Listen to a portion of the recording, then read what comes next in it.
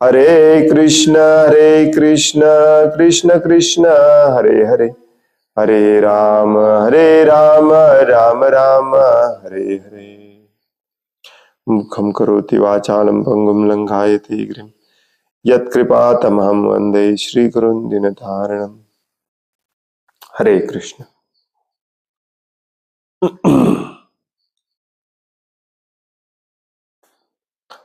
श्रीमद् भागवतम स्कंध तिसरा, अध्याय 25वा, भक्तिमय सेवेचे महात्म्य, श्लोक नंबर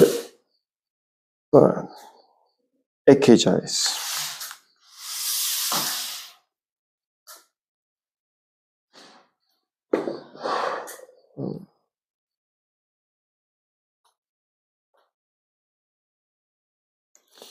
नान्यत्र मद्भगवतः प्रधान पुरुषेश्वरात् आत्मनः सर्वभूतानां भयं तीव्रं निवर्तते। नान्यत्र मद्भगवतः प्रधान पुरुषेश्वरात् आत्मनः सर्वभूतानां भयं तीव्रं निवर्तते। नान्यत्र मद्भगवतः प्रधान पुरुषेश्वरात् आत्मनः सर्वभूतानां भयं तीव्रं निवर्तते।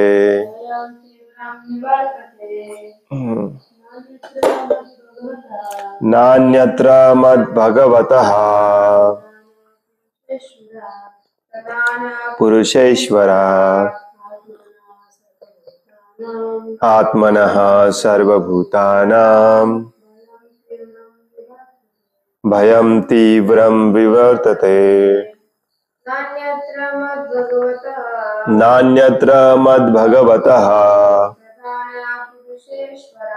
प्रधान पुरुषेश्वरात् आत्मनः सर्वभूतानां भयं तीव्रं निवर्तते। न नाही अन्यत्र इतर कोणाचाही मद माझ्या व्यतिरिक्त भगवतः परमपुरुषोत्तम भगवान प्रधान पुरुष ईश्वरात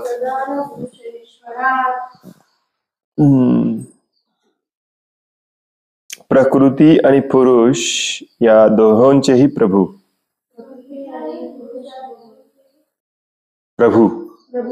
आत्मनः आत्मा सर्वभूतानां सर्व प्राणीमात्रांचा भयम भय तीव्रम अत्यंतिक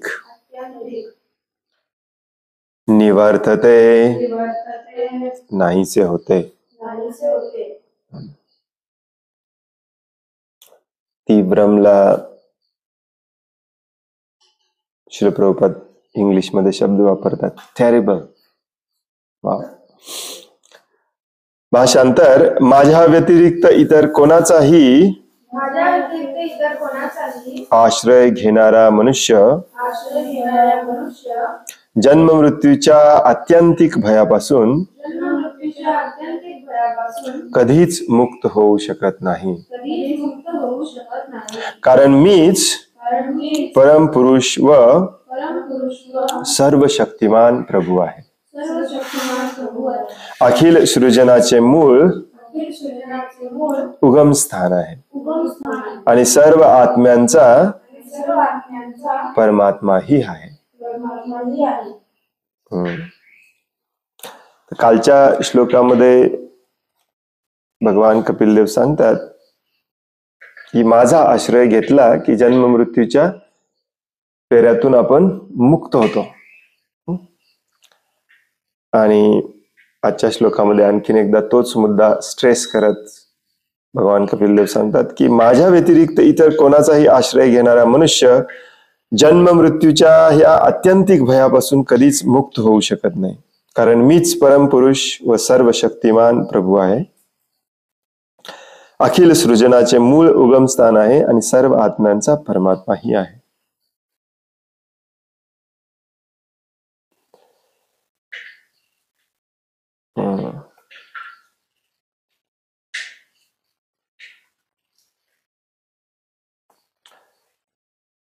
तात्पर्य वाचण्यापूर्वी सर्वात महत्वाचा मुद्दा म्हणजे जन्म आणि मृत्यूच्या चक्रामध्ये जे आपण हे सापडलंय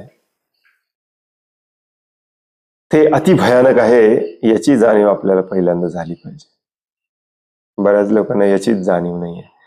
ही जाणीवच नसेल तर त्या जन्म आणि मृत्यूच्या चक्रातून बाहेर पडायचा प्रयत्न आपण करणार नाही. आणि मग तो प्रयत्न करायचा असेल तर तो एक्झॅक्टली कसा केला पाहिजे, कोण आपल्याला या जन्म मृत्यूच्या चक्रातून बाहेर काढू शकतं, हे अजून मग पुढचं कन्फ्युजन आहे. बरेचसे देव आहेत, देवता आहेत, संप्रदाय आहेत, संस्था आहेत, बरीच हॉज पॉज मिक्स मसाला खिचडी झालेली आहे भारतामध्ये. प्रत्येकाचा आपापल्या संप्रदायावरती, संप्रदायाच्या प्रमुखावरती विश्वास असतो, परंतु एखादा बुद्धिमान मनुष्य हे जाणू शकतो की स्वतःच्या बुद्धीने आणि स्वतःच्या तर्क वितर्काने कोणीही काही विज्ञान तत्वज्ञान सांगण्यात एक्सपर्ट आहेत. आज सगळे काही सांगू शकतं कोणी. मग आपण कशाचा आश्रय घेतला पाहिजे?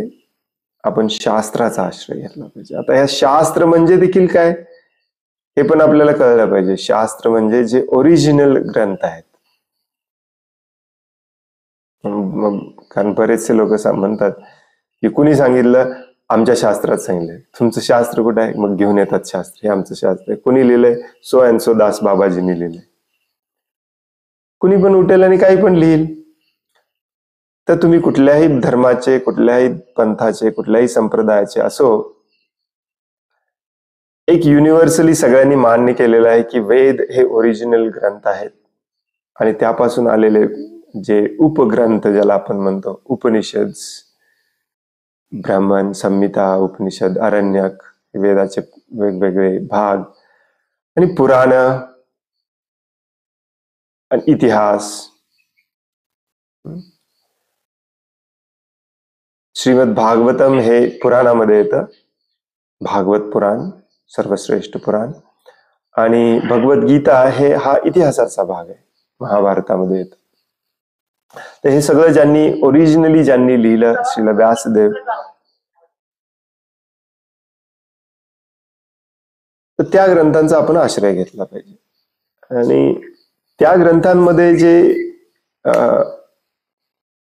वक्तव्य दिलेलं आहे ते फायनल म्हणून गृहीत धरलं पाहिजे. कारण अशा प्रकारचे श्लोक जेव्हा आपण वाचतो, जो आज आपण वाचला, तेव्हा कदाचित एखाद्याला असंही वाटेल की माझ्या व्यतिरिक्त इतर कोणाचाही आश्रय घेतल्यावर तुम्ही जन्म मृत्यूच्या चक्रातून मुक्त होऊ शकत नाही. एखादा म्हणेल की हा तुमचा अहंकार आहे.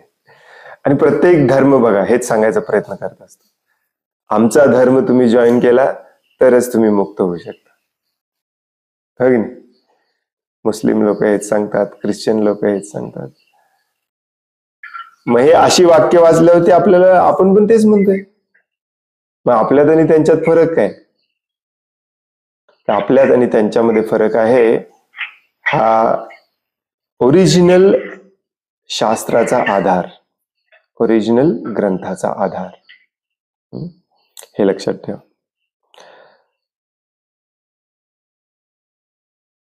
तात्पर्य श्रील प्रभुपादांद्वारे, भगवंतांचा शुद्ध भक्त झाल्याविना जन्म मृत्यूचे चक्र खंडित करता येत नाही, हे या ठिकाणी सूचित करण्यात आले आहे.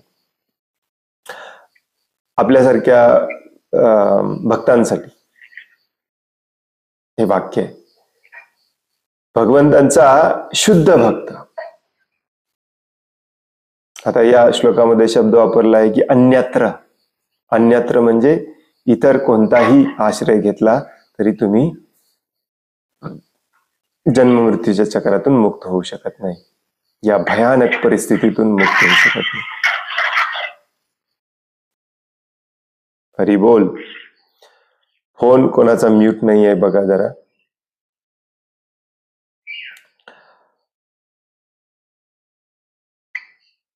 आणि यातच सगळं येतं. जसं कालच्या श्लोकामध्ये शब्द वापरलेला अनन्य. अनन्य, अन्यत्र. अनन्यचा अर्थ असतो अन्य कोणतीही अभिलाषा, अन्य कोणतीही इच्छा न ठेवता केलेली भक्तिमय सेवा. तर इथे आज भगवान म्हणतात की अन्यत्र कुठेही, नान्यत्र.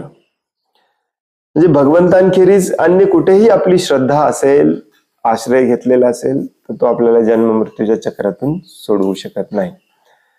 तर बऱ्याच जणांना असं वाटतं की मी भगवंतांचाच आश्रय घेतलेला आहे, परंतु मग दिवसभर आपण पाप कर्म करत असतो. ऍक्च्युली आपण आश्रय दुसऱ्याचा घेतलेला असतो, भगवंतांना फक्त घाबरत असतो. आणि म्हणून भगवद्गीतेमध्ये 11व्या अध्यायानंतर हळूहळू भगवंत या पॉइंटला येतात, यस तुम्ही मला घाबरलं पण पाहिजे, कारण सगळं माझ्या हातात आहे. त्याच वेळी मला तुमची ही भीती नको आहे. मग एखादा म्हणेल आम्ही सगळ्यात पूर्व पद्धतीने भगवंतांची आराधना करतो. भगवंत म्हणतात मला तुमचा आदरही नको आहे. भगवंतांना पाहिजे तुमचं निखळ प्रेम, पूर्णपणे समर्पित असलेलं, त्यागाच्या भावनेमध्ये असलेलं प्रेम. हे जे हाफ हार्टेड भगवंतांना शरण जायची ही जी पद्धती आहे, ती विशेष करून आपल्याला भारतातच आढळते. नावाला जातो मंदिरामध्ये, परंतु पूर्ण शरण जायची काय अजून इच्छा नाही. अजून म्हणण्यापेक्षा इच्छाच नाही. इनफॅक्ट देवाला आपण हेच समजतो की देव आपल्यासाठी आहे, आपल्या गरजा पुरवण्यासाठी आहे, आपण देवासाठी नाहीच आहे.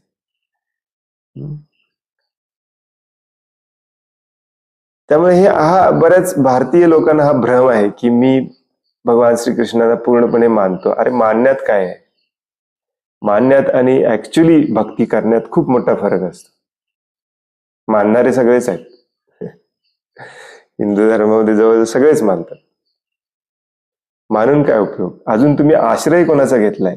आश्रय तुम्ही भौतिक जगामधल्या भौतिक गोष्टींचाच आश्रय घेतलेला आहे.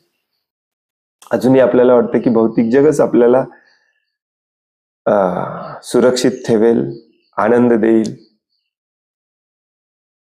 भगवंत कशासाठी आहेत? Just in case. हिंदू धर्मामध्ये हे खूप आहे, जस्ट इन केस. गणेशजींची पूजा काय करता? Just in case. Just in case म्हणजे यदा कदाचित तर जर ते परम ईश्वर असले तर माझी रक्षा करतील. मग त्याच वेळी मी भगवान श्रीकृष्णांची पण करतो, त्याच वेळी मी शिवजींची पण आराधना करतो, त्याच वेळी मी आमच्या कुलदेवतेची पण करतो. सगळ्यांची करायला काय हरकत आहे? चुकून एखादा, मला आता सध्या माहिती नाही आहे यातलं श्रेष्ठ कोण आहे, जो कोणी असेल तो माझी रक्षा करेल. ऍक्च्युली कोणालाच आपल्याला शरण जायची इच्छा नाही. खरी इच्छा आहे ती भौतिक संपत्ती, भौतिक अस्तित्व, याला शरण जायची, याचा आश्रय घ्यायची. त्यामुळे हे शब्द जे असतात अनन्य, अन्यत्र, सततम, हे खूप महत्वाचे असतात. आपण याला सिरियसली घेत नाही, कारण आपल्याला लहानपणापासून हे शब्द सिरियसली घ्यायला कोणी शिकवलंच नाही.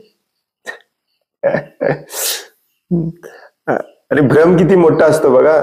एकेकांना वाटतं की नाही प्रभूजी मी खूप सिरियसली घेतो. चला ना मग, नाही उद्या, एक 4 महिने थांबा, 6 महिने थांबा, मग मी येणारच आहे भगवंतांच्या सेवेमध्ये. पण मी सिरियसली घेतो. कसला सिरियसनेस म्हणायचा याला माहिती नाही. भारतीय लोकांना असं खूप हे वाटतं, इमोशनल व्हावं असं वाटतं. भक्ती विकास महाराज खूप स्ट्रॉंग बोलतात. आणि एक लेक्चर झाल्यानंतर असाच एक भारतीय व्यक्ती आला त्यांच्याकडे. लेक्चर झाल्यावर तिथेच व्यासाचं नाव बसलं. Maharaj, amazing lecture Maharaj, amazing प्रवचन, किती सुंदर प्रवचन दिलं, हल्ल्यासारखं झालं महाराज, पूर्णपणे समर्पित व्हायला तयार आहे, उद्यापासून तुम्हाला तुमच्यासोबत यावं असं वाटतंय, मला तुमच्यासोबत घ्या. महाराजांनी आपल्या सेक्रेटरीला बोलवलं आणि सांगितलं, या प्रभूजींना उद्या माझ्यासोबत घ्या, यांचं बॅग वगैरे काय पॅक करायचे करा, यांचं तिकीट काढा. त्यांना घाम फुटला.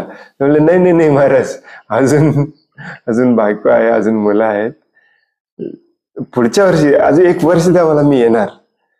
महाराजांनी झाडलं त्यांना. हे बोलणं म्हणजे काय, तुम्हाला चेष्टा वाटते म्हटले? इथेच तर आपण अडकलोय.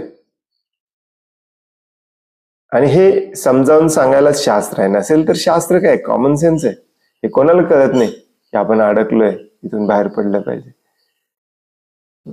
कठोर शब्द आपल्या कानावर पडावेत म्हणून शास्त्र आहे. तर भगवंतांचा शुद्ध भक्त झाल्याविना जन्म मृत्यूचे चक्र खंडित करता येत नाही, हे या ठिकाणी सूचित करण्यात आले आहे. असे म्हटले आहे की हरीन विना न श्रुतीम तरंती, भगवान श्री हरींची कृपा प्राप्त झाल्याविना मनुष्य जन्म मृत्यूच्या चक्राच्या पलीकडे जाऊ शकत नाही. याच तथ्याचे अनुमोदन या श्लोकात केलेले आहे.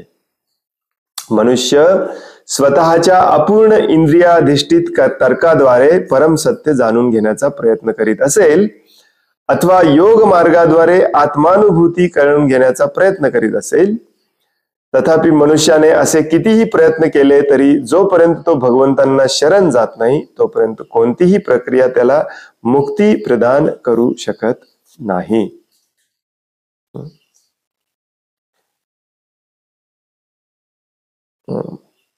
हे 2 मार्ग जनरली शास्त्रामध्ये पुन्हा पुन्हा तुलनात्मक दृष्टिकोनातून सांगितले जातात. एक म्हणजे स्वतःच्या बुद्धीचा, मनाचा तर्कवितर्क करणे, तर्कवितर्काचा मार्ग, की मला वाटतं असं असू शकेल, मी एवढं शिकलोय, मला पण काहीतरी वाटलं पाहिजे, नाही तर माझ्या शिक्षणाचा उपयोग काय, मला वाटतंय असं आहे, मला वाटतंय तसं आहे.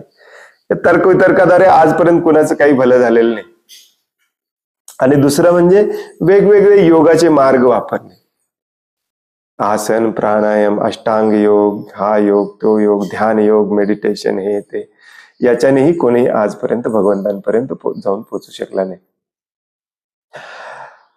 आणि मग हे 2 सोडून आहेतच तिसरे, भगवंतांना न मानणारे. भले तुम्ही माना न माना, तुम्ही तुमच्या तर्क वितर्काने काही माना किंवा योग अभ्यास करून मिळवायचा प्रयत्न करा, शेवटी जन्म मृत्यू जरा व्याधी हे सगळ्यांनाच आहे, त्रिविध ताप सर्वांनाच आहे. आणि याची उत्तरं कुठेच मिळत नाहीत आपल्याला. नाही तर्क वितर्काने मिळतात, नाही योगाभ्यासाने मिळतात, नाही आपल्या सो कॉल्ड सायन्स मध्ये मिळतात, हो की नाही? भगवंतांना शरण जाणे हा एकमेव मार्ग आहे. हाच भगवद्गीतेचा निष्कर्ष आहे. सर्व धर्मान परित्यज्य. इंटरेस्टिंग.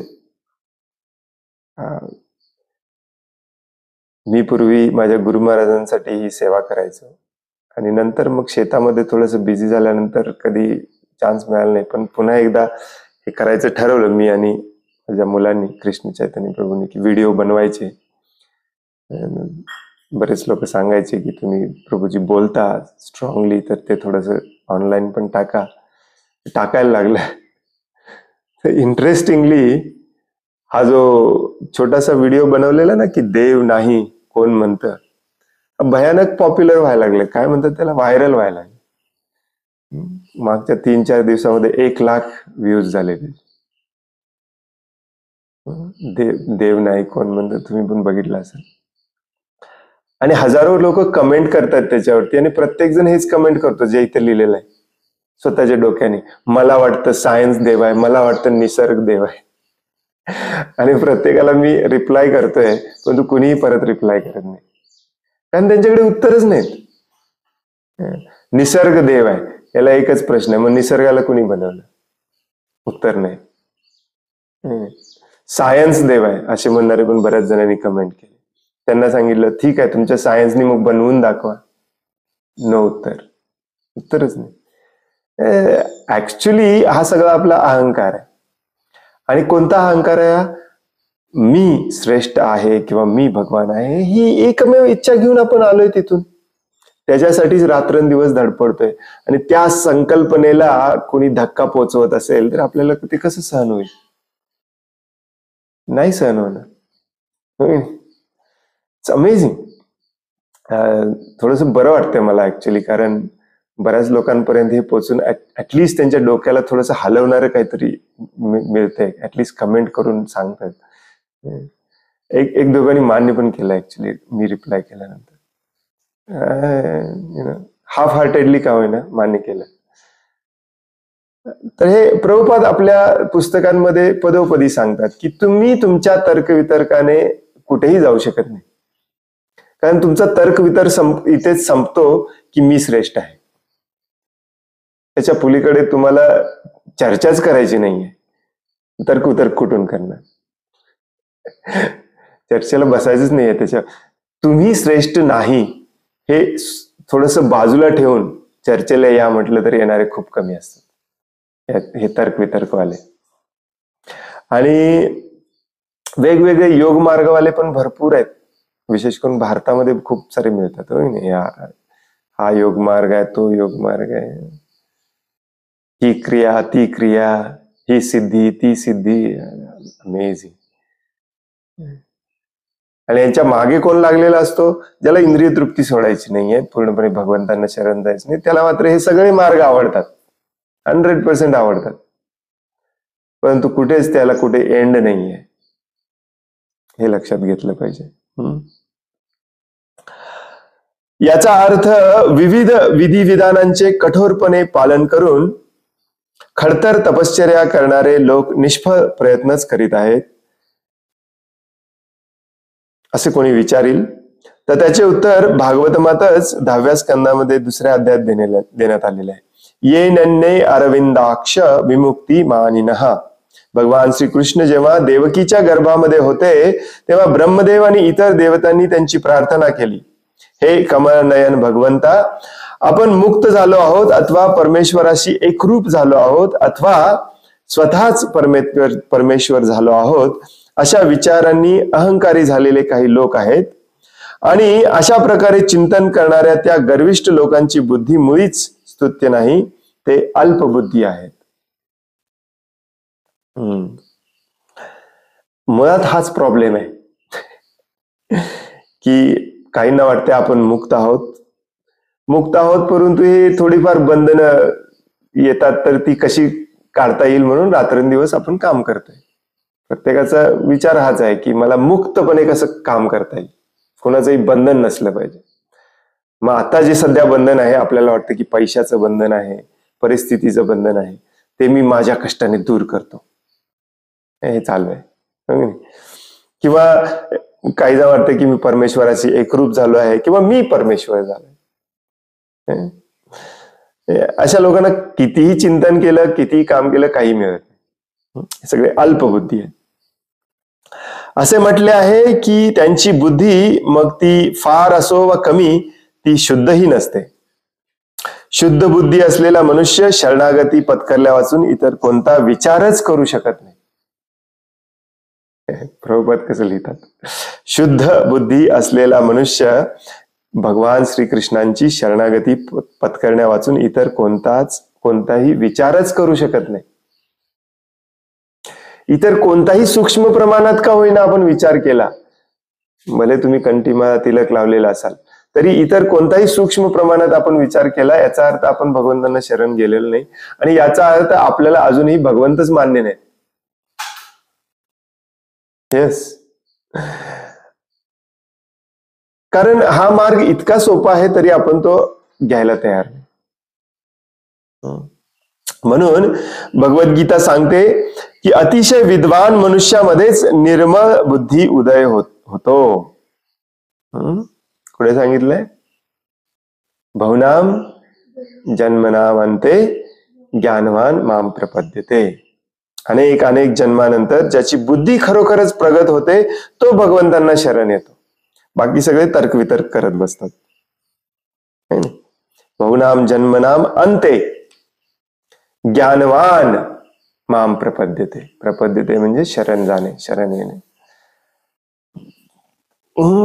शरणागतीच्या मार्गा वाचून मोक्ष प्राप्ती होऊच शकत नाही.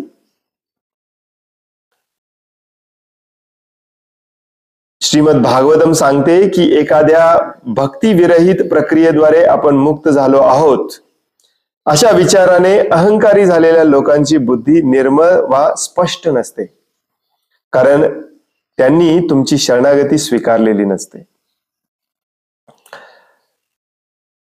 ते सर्व प्रकारच्या तपश्चर्या करतात किंवा अगदी दिव्य ब्रह्मानुभूतीच्या सीमेपर्यंत येतात आणि त्यांना वाटते की आपण ब्रह्मज्योतीमध्ये लीन आहोत, पण वास्तविक पाहता ते दिव्य कार्यात मग्न झालेले नसल्यामुळे त्यांचे पुन्हा ऐहिक कार्यामध्ये पतन होते.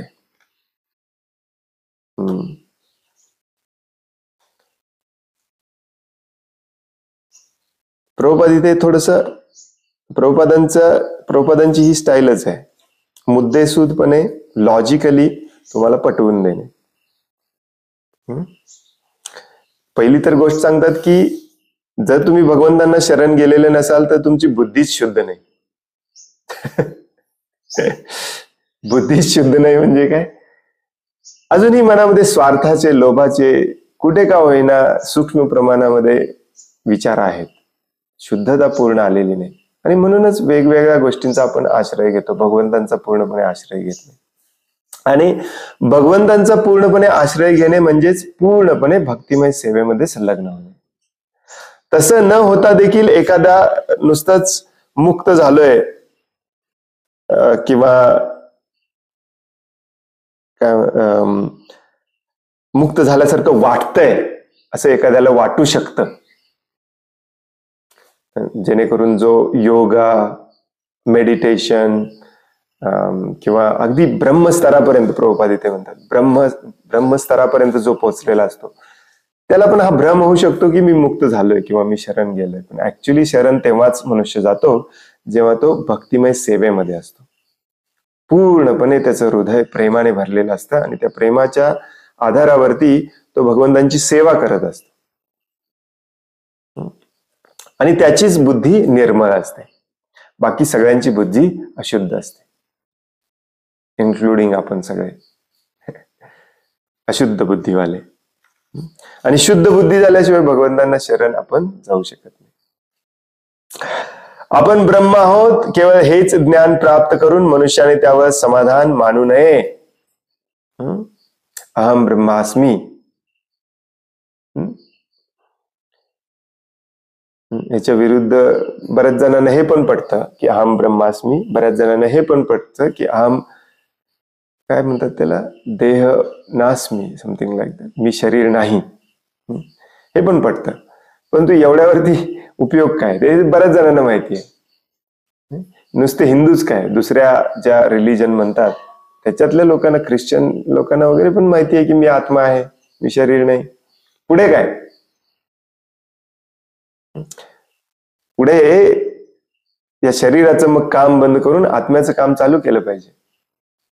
ती स्टेज गाठल्याशिवाय खऱ्या अर्थाने आपण अहम ब्रह्मास्मी म्हणू शकत नाही. त्याने परम ब्रह्माच्या सेवेमध्ये नियुक्त झाले पाहिजे. यस, तू अहम ब्रह्मास्मी आहेस, परंतु आपण सगळेच अहम ब्रह्मास्मी आहोत. मग तो कोण आहे, तो परम ब्रह्मास्मी.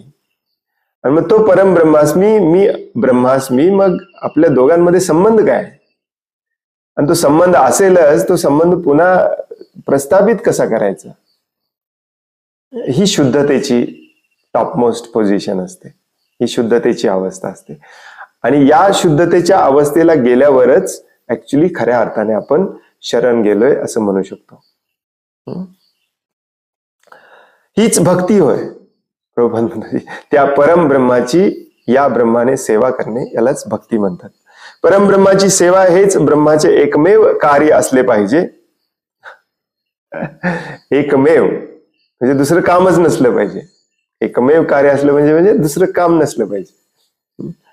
असे म्हटलेले आहे की मनुष्य जोपर्यंत स्वतः ब्रह्म होत नाही तोपर्यंत ब्रह्माची सेवा करू शकत नाही.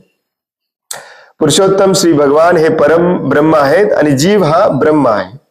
आपण ब्रह्म चेतन आत्मा अर्थात भगवंतांचा दास आहोत ही अनुभूती झाल्याविना मनुष्याने जर नुसता विचार केला की मी ब्रह्म आहे तर त्याला होणारा साक्षात्कार हा केवळ सैद्धांतिकच असेल. सैद्धांतिक म्हणजे थेरॉटिकल. आपण म्हणतो ना थिअरी आणि प्रॅक्टिकल.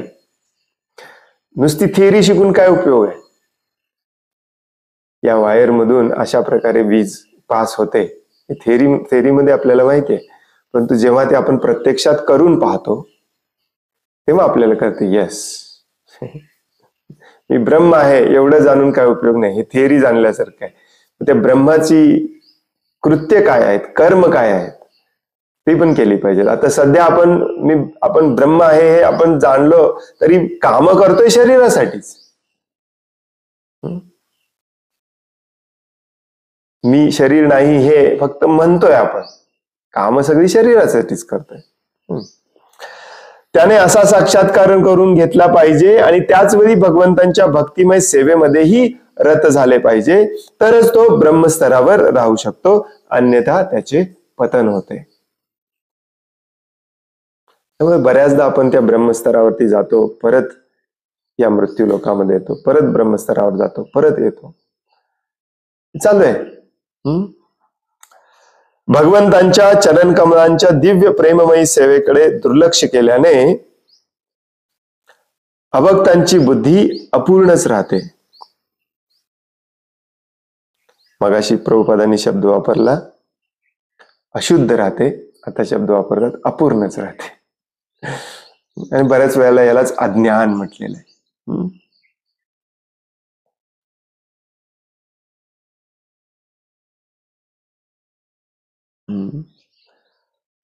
आणि म्हणून ते अधपतित होतात असे श्रीमद भागवतम सांगते. जीवाला कार्य करणे अपरिहार्य आहे. कर्म तर केलंच पाहिजे. तुम्ही ब्रह्मासाठी आत्म्यासाठी करत नसाल तर कोणासाठी करत आहात? शरीरासाठी करत आहात. आता बऱ्याचदा याला वेगवेगळी नावं दिली जातात की मी शरीरासाठी नाही, मी कुटुंबासाठी करतोय, मी समाजासाठी करतोय, मी देशासाठी करतोय, मी मानवतेसाठी करतोय. हे सगळं शरीरासाठीच असतं. कारण कुटुंब कोणाचं आहे? तुमच्या शरीराचं आहे. आत्म्याचं थोडीच आहे. समाज कोणाचा आहे? तुमच्या शरीराचं आहे. देश राष्ट्र कोणाचं आहे? तुमच्या शरीराचं आहे. कारण पुढच्या हे शरीर सोडल्यानंतर कुठल्या राष्ट्रात जन्माला याची काय गॅरंटी? त्यामुळे या सगळ्या कार्याला देखील विस्तारित इंद्रिय तृप्ती म्हटली जाते. आणि कुठलं ना कुठलं तरी काम केल्याशिवाय मनुष्य जिवंत राहू शकत नाही किंवा अस्तित्वातच राहू शकत नाही. काम तर करावंच लागतं त्याला. जीवाला कार्य करणे हे अपरिहार्य आहे. जर तो आध्यात्मिक सेवा कार्य करीत नसेल तर निश्चितच त्याचे सांसारिक कार्यामध्ये पतन होते. बऱ्याचदा आपण खूप स्टाईलमध्ये हे शब्द वापरतो, पतन झालं. प्रभूजी त्याचं पतन झालं, मी पतित जीव आहे. एक्झॅक्टली माहितीये म्हणजे काय? आपण पतन झालं किंवा पतित जीव आहे म्हणजे काय? पतन झालं किंवा पतित आहे किंवा एखाद्याचं पतन झालं याचा अर्थ असा नसतो की त्याने कुठलाच तरी मर्डर केला किंवा रेप केला किंवा कुठेतरी चोरी केली. ते तर ग्रॉस एकदम ठळक अर्थाने पतन आहेच. परंतु एखाद्या क्षुल्लकशा भौतिक आसक्तीने आकर्षित होणे हे पण पतनच आहे. याला पण पतनच म्हणतात. या जगामध्ये राहण्यासाठी काही करतो आपण त्याला पतनच म्हटलं जातं. पतनचा अर्थ श्रील प्रभुपाद इंग्लिशमध्ये अगदी सोप्या शब्दात सांगायचे, फॉलिंग डाऊन, पडणे, पुन्हा एकदा त्यात पडणे.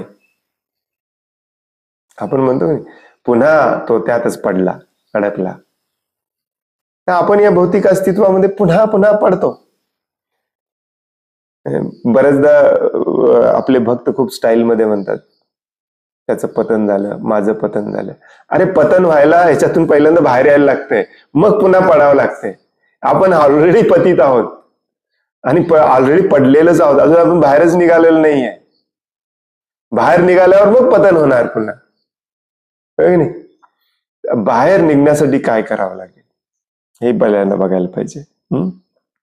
पूर्णपणे आध्यात्मिक सेवा कार्य केलं तर आपण बाहेर निघू.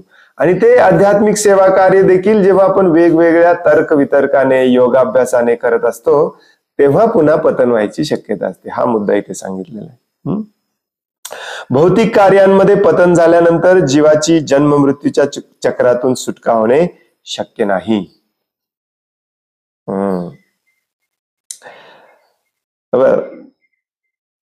शक्य नाही याचा अर्थ काय? मग प्रभूजी आपण हे सगळं वाचतोय कशाला?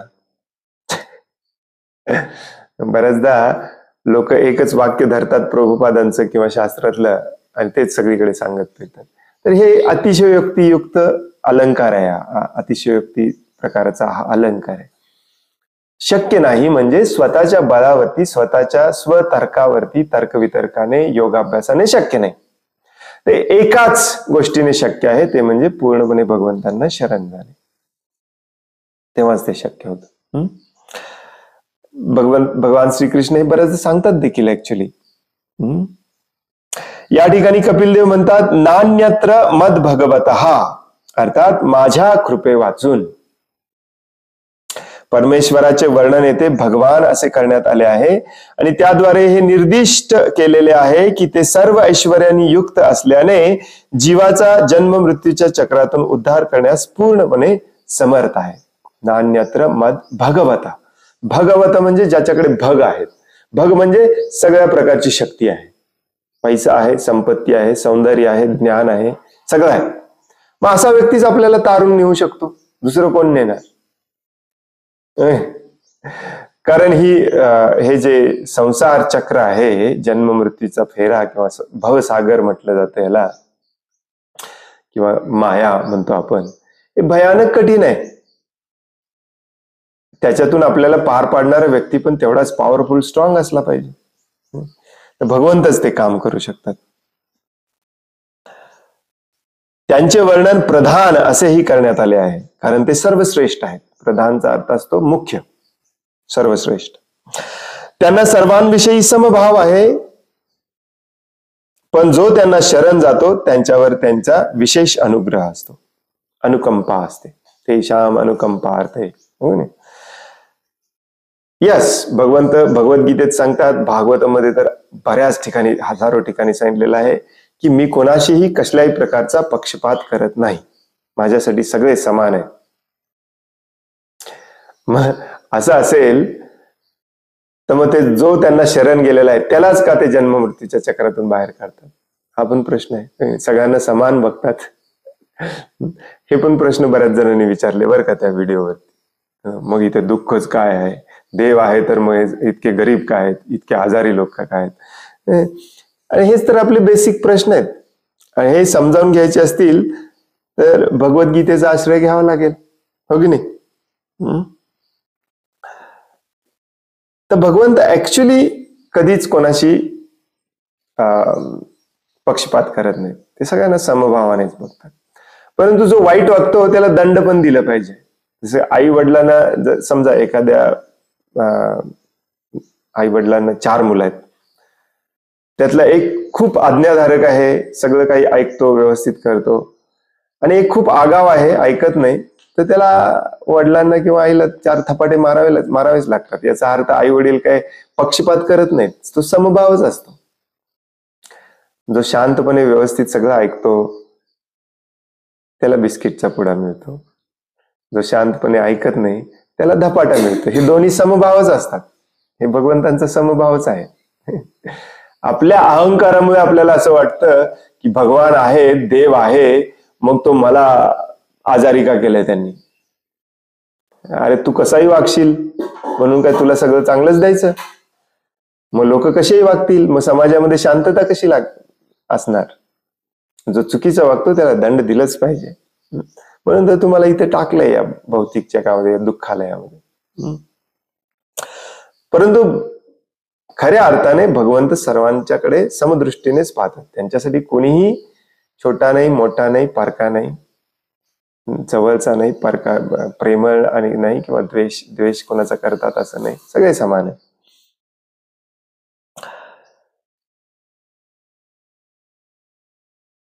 भगवद्गीतेत ही म्हटले आहे की भगवंतांना सर्वांविषयी समभाव आहे, कोणीही त्यांचा शत्रू नाही किंवा मित्र नाही. तथापि त्यांना शरण गेलेल्या व्यक्तीविषयी त्यांना विशेष स्नेह असतो. त्यांना केवळ शरण गेल्यास त्यांच्या कृपेने मनुष्याचा जन्म मृत्यूच्या चक्रातून उद्धार होतो. अन्यथा त्याला मोक्ष प्राप्तीसाठी अनेक जन्म घ्यावे लागतील आणि इतर प्रक्रियांद्वारे अनेक वेळा प्रयत्न करावे लागतील. हरी बोल. हरे कृष्ण.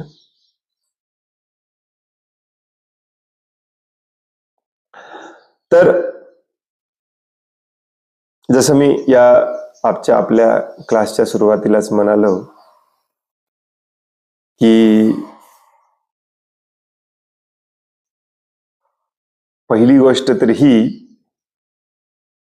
की आपल्याला हे मान्य पाहिजे की आपण अडकलोय जन्म मृत्यूच्या चक्रामध्ये. दुसरी गोष्ट म्हणजे आपल्याला हे मान्य पाहिजे की जन्म मृत्यूचं चक्कर आहे डेंजरस. बघा तुम्ही समाजामध्ये आपण जेव्हा बोलायला जातो तेव्हा लोकांना याचंच ज्ञान नाही आहे की मी अडकलोय, याचंच ज्ञान नाही आहे की हे काहींना मान्य आहे अडकलोय, पण काहींना हेच माहिती नाही की हे डेंजरस आहे. आणि मग तो विचार करणार या जन्म मृत्यूच्या चक्रातून बाहेर पडायचा, आणि मग तो चौकशी करणार, एन्क्वायरी करणार की कसं पडता येईल. हे जे तर्कवितर्क योगाभ्यास वगैरे सांगितले हे तर पुढचं आहे. आणि मग नानाविध पंथ आणि संप्रदाय आणि संस्था भारतामध्ये निर्माण झाल्यामुळे बरेच लोक मग हे वेगवेगळ्या मार्गामध्ये अडकतात. त्यांना वाटतं की या जन्म मृत्यूच्या चक्रातून ते बाहेर पडतील. एकच मार्ग आहे, भगवंतांना शरण जाणे. भगवद्गीतेत स्पष्टपणे सांगितलेलं आहे, भागवतम मध्ये हजारो ठिकाणी स्पष्ट सांगितलेलं आहे. भगवद्गीतेत कुठे स्पष्ट सांगितलेलं आहे? मगापासून आपण तो श्लोक 2-3 वेळा झाला आपला. कुठल्या श्लोकात भगवद्गीतेत भगवंत म्हणतात दुसरा कोणताही मार्ग नाही? भगवद्गीता एक्सपर्ट्स. भक्त्या माम अभिजानाति यावन्यची अस्मि तत्वता. तिथे सांगतात भगवंत की मला जाणण्याचा एकच मार्ग आहे, तो म्हणजे भक्ती मार्ग. जन्म मृत्यूच्या चक्रातून या भवसागरातून बाहेर पडायचा एकच मार्ग आहे.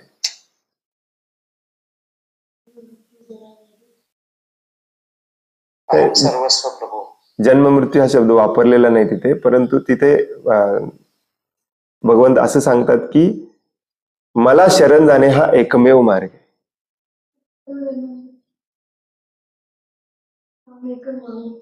सर्व धर्मान परित्यज्य मामेकम शरणम व्रज हे सांगितलंय मला शरण या म्हणून. परंतु 7व्या अध्यायामध्ये एका ठिकाणी म्हणतात की ज्याला तुम्ही माया म्हणता त्या मायेतून बाहेर पडणे अतिशय अतिशय अतिशय अतिशय कठीण आहे, परंतु जर मला शरण गेला तर एकदम एकदम एकदम सोपं होऊन जातं. आता मी पूर्ण अर्थ सांगितला श्लोकाचा आहे तसा. दैवी एषा गुणमयी मम माया दुरुत्तया मामेव ये प्रपद्यन्ते. प्रपद्यन्ते शब्द लक्षात ठेवा, म्हणजे तुम्हाला सगळं लक्षात राहतं. प्रपद्यन्ते हा शरणागतीचा समानार्थी शब्द आहे. आणि शरण हा शब्द भगवद्गीतेमध्ये मला वाटतं एकदाच वापरलाय का 2दा वापरलाय, परंतु प्रपद्यन्ते हा शब्द भगवद्गीतेमध्ये 5-7-8 वेळेला वापरलाय भगवंतांनी. प्रपद्यन्ते हा समानार्थी शब्द आहे शरणागतीचा. मला वाटतं हे 7व्या अध्यायात 40वा श्लोक आहे. तिथे भगवंत हे म्हणतात की इम्पॉसिबल आहे. प्रभुपाद तिथे सांगतात की कठीण नाही, इम्पॉसिबल आहे.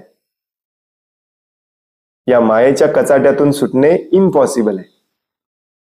एकच मार्ग आहे, भगवंतांना शरण जाणे. मामेव ये प्रपद्यन्ते. मग मात्र ते नुसतंच पॉसिबल होत नाही, तर अगदी सोपं होऊन जातं. बघा किती किती इंटरेस्टिंग आहे. जोपर्यंत आपण भगवंतांना शरण जात नाही तोपर्यंत ते इम्पॉसिबल आहे, आणि जेव्हा आपण भगवंतांना शरण जातो तेव्हा ते पॉसिबल तर होतच, परंतु एकदम सोपं पण होऊन जातं. काय म्हणतात भगवंत? मामे वये प्रपद्यन्ते मायामेताम तरंती ते. अगदी आरामात तुम्ही पलीकडे जाऊ शकता, अगदी आरामात. नाही, नाही. भागवतम मध्ये बऱ्याच ठिकाणी सांगतात, तो आजचा श्लोक तेच सांगितलेला आहे.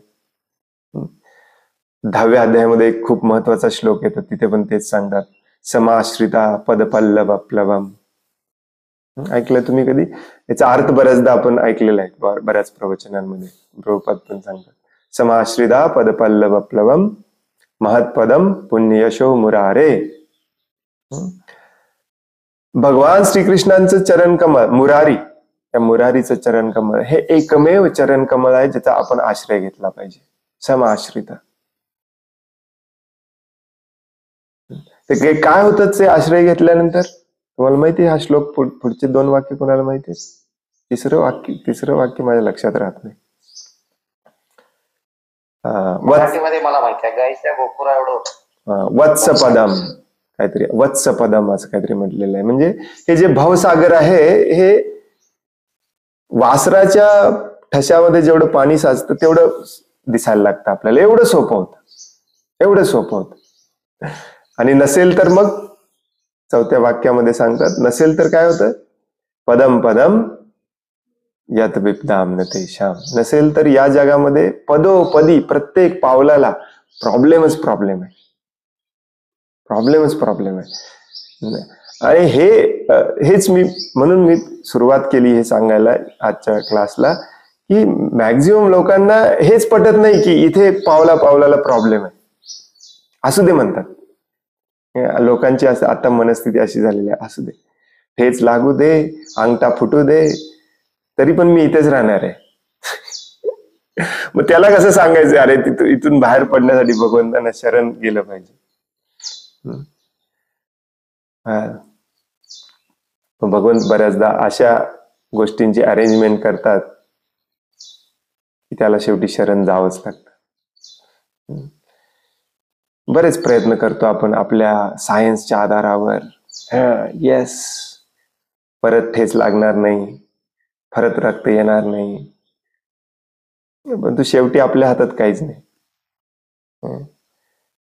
अशा काही घटना घडतात आपल्या आयुष्यामध्ये, मग भगवंतांना मान्य करावंच लागतं, शरण जावंच लागतं. आणि जसजसं कलियुग वाढत जाणार तसतसं हे अज्ञान वाढत जाणार. प्रभुपादांनी बघा या तात्पर्यामध्ये ज्ञानावरती खूप भर दिलाय. त्याची बुद्धी अपूर्ण असते, त्याची बुद्धी अशुद्ध असते, प्रभुपाद सांगतात. याचाच अर्थ काय की समजलं तरी शरण जायला तयार नसतात बरेचसे.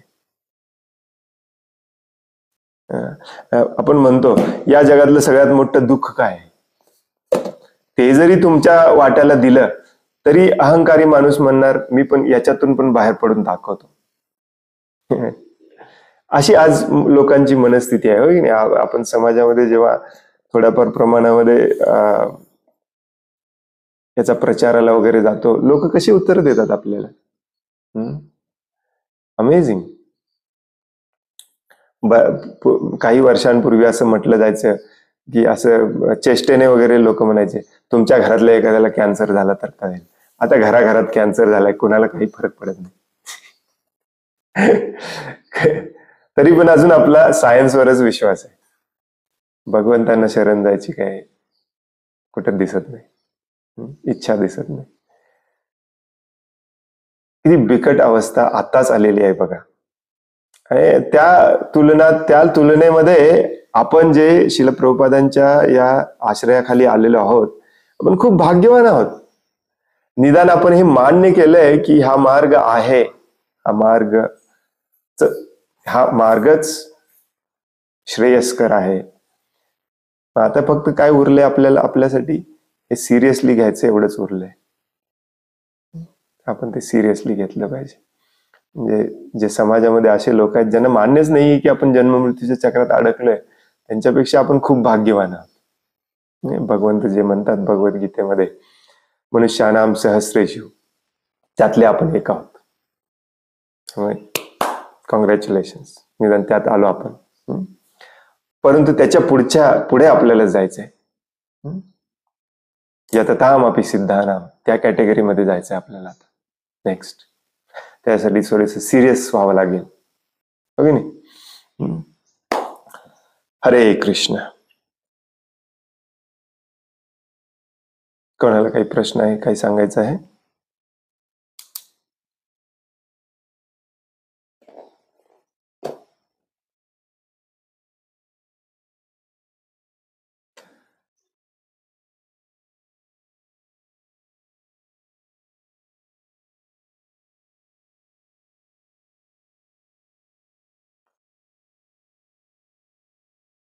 तो श्लोक पाठ करून ठेवला पाहिजे ऍक्च्युली. बऱ्याच वेळा मी सांगतो, परंतु मला ते तिसरं वाक्य त्यातलं लक्षातच येत नाही.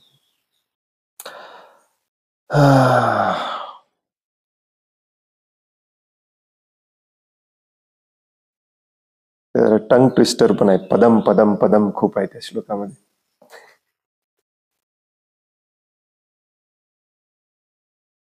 हरी बोल. कोणाला काही प्रश्न आहे, काही सांगायचं आहे? आपले विजय कुमार कोलकुंबे प्रभू कुठे काय गेले? 2 दिवस नाही आहेत.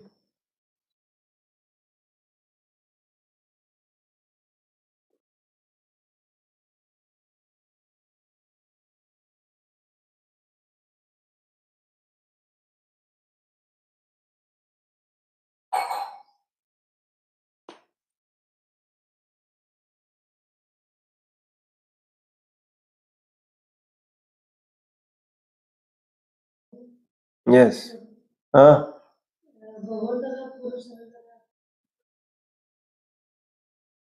भगवंतांना पूर्ण आपण शरण गेलोय की नाही हे आपल्याला कळणार कसं? Interesting question. कसं कळणार? तुम्हाला काय वाटतंय? मी सांगतो उत्तर, तुम्हाला काय वाटतं?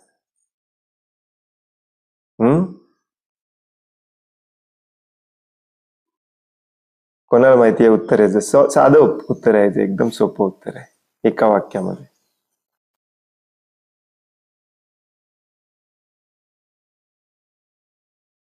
भगवंतांना आपण भगवंतांना आपण पूर्णपणे शरण गेलोय की नाही हे आपल्याला कसं कळणार?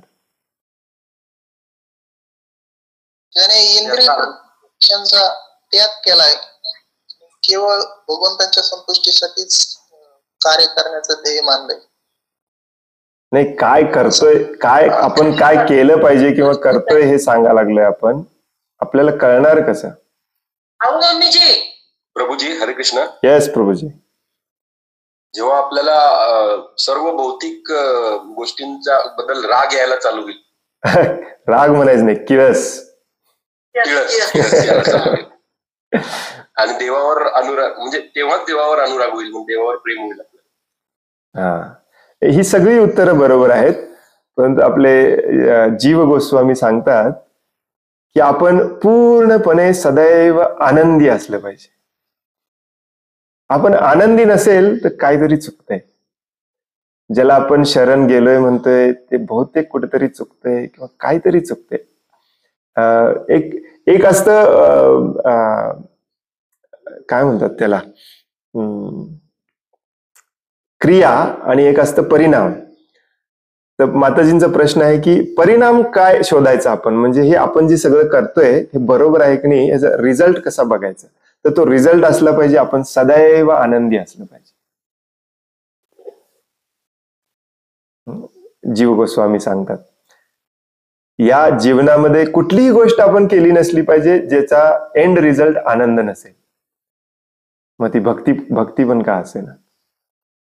आपण आनंदी नसलो तर अजूनही आपण पूर्णपणे शुद्ध झालो नाही किंवा पूर्णपणे भगवंतांना शरण गेलो नाही. हे सिंपल आपलं हे आहे मेजरमेंट की आपण आनंदी आहोत का. आता हे बाकीचे जे प्रभूजींनी उत्तरं दिली ते त्याला सप्लिमेंटरी उत्तर आहेत. जसं की मगदूम प्रभू म्हणाले आपला अहंकार गेला पाहिजे. अहंकार असला की आपण आनंदी नसतो.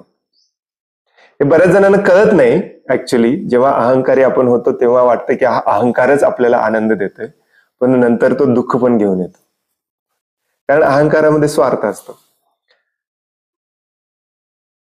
तेव्हा कुठल्याही प्रकारचं सूक्ष्म का होईना पीडा, दुःख,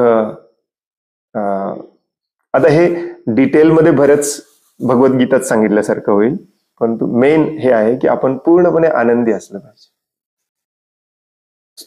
अगदी सिंपल भाषेमध्ये भगवद्गीतेमध्ये भगवंत सांगतात 3 गोष्टी नसल्या पाहिजेत. कुठल्या?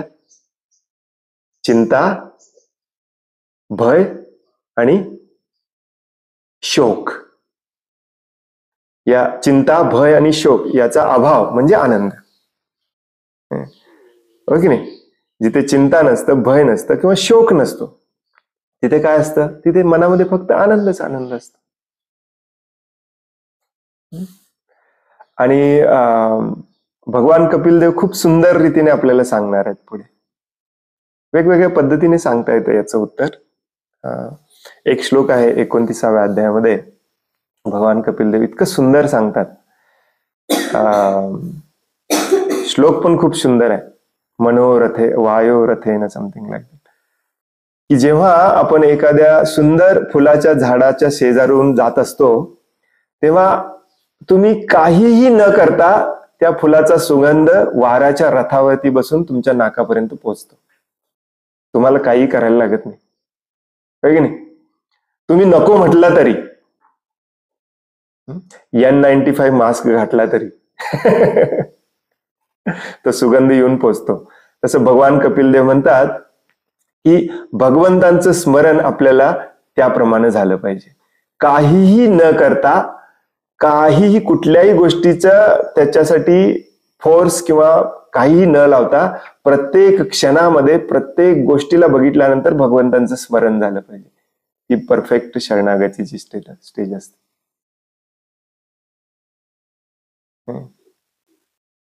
प्रभुपाद एकदा उदाहरण देतात, चैतन्य चरितामृतामध्ये हे उदाहरण आहे.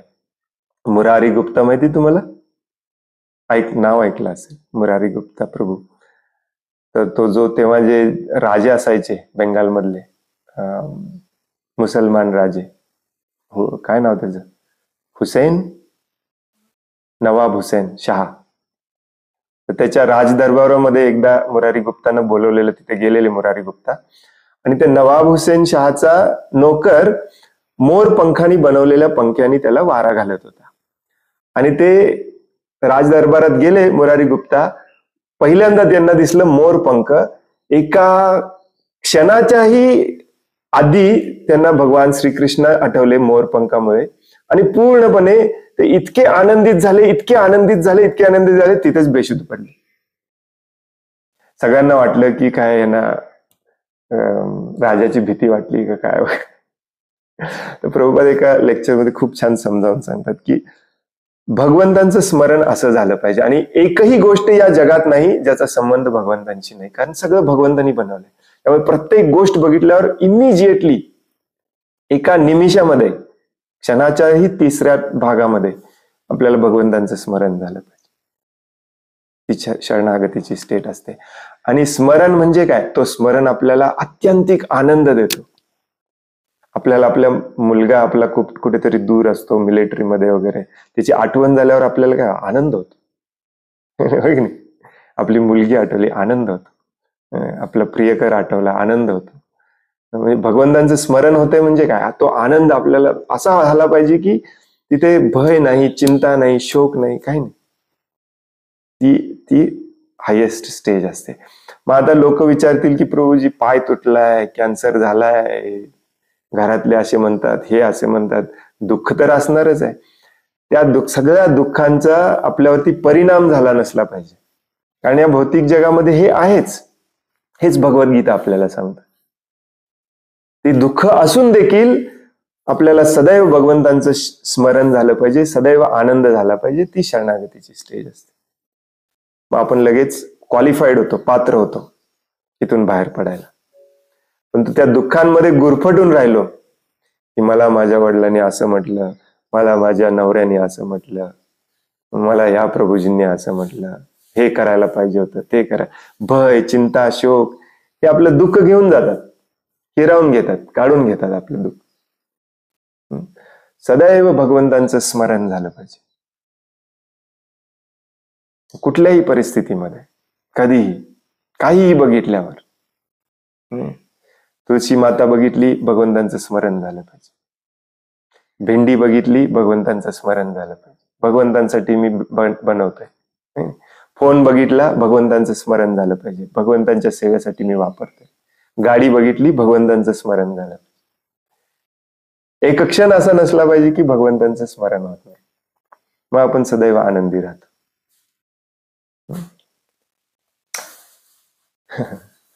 हरे कृष्ण.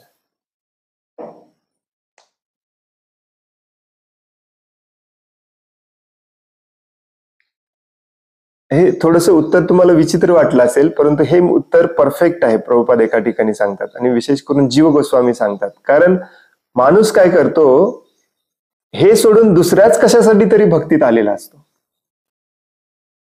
मग तो शरण लवकर जात नाही, मग भगवंतांचे स्मरण त्याला लवकर होत नाही. उद्देश आपला हा पाहिजे, मला परम आनंद पाहिजे. आणि मग आपण आपल्या गुरुकडे गेलं पाहिजे, हा परम आनंद मिळवायचा कसा मला सांगा. मग ते सांगतील आपल्याला, भगवंतांच्या शरणामध्ये, भगवंतांच्या आश्रयामध्ये, भगवंतांच्या स्मरणामध्ये हा परम आनंद आहे. मग मला त्याची प्रोसेस सांगा. मॅक्झिमम लोक भक्तीमध्ये काय येतात, काहीतरी प्रॉब्लेम असतो, काहीतरी पाहिजे असतं. मग हे वेगवेगळ्या उद्देशाने जर आपण भक्तीमध्ये आलेलो असलो तर शरण म्हणतात कशाला आणि शरण गेलेलं कळायचं कसं, हे आपल्यालाच लवकर कळत नाही. त्यामुळे उद्देश जीव गोस्वामी सांगतात हा नेहमी परम आनंदच असला पाहिजे.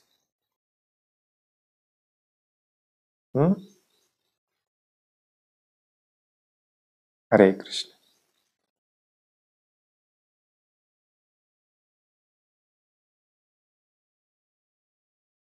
आणखीन कुणाला काही प्रश्न आहे, काही सांगायचं आहे?